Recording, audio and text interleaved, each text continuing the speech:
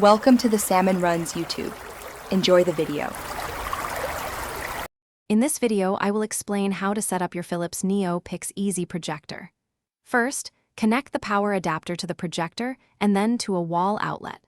Next, insert your chosen media source, like a USB drive or an HDMI cable, into the appropriate port.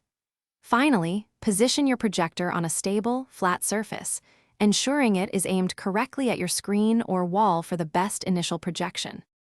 Once powered on, you'll want to adjust the image.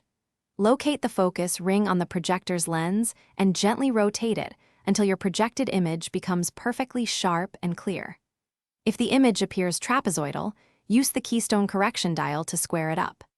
You can also move the projector closer or further away to achieve your preferred screen size, ensuring a crisp, rectangular display. To enhance your audio, connect external speakers or headphones to the 3.5mm audio jack. For video input, use an HDMI cable to link devices like your laptop, a gaming console, or a streaming stick. After connecting, navigate to the projector's input source menu. From there, simply select the correct input, such as HDMI 1 or USB, to display content from your chosen device. To truly optimize your viewing experience, delve into the projector's picture settings menu. Here, you can fine-tune elements like brightness, contrast, and color saturation to suit your preferences. For the clearest and most vibrant image, always project onto a smooth, white, or light-colored surface.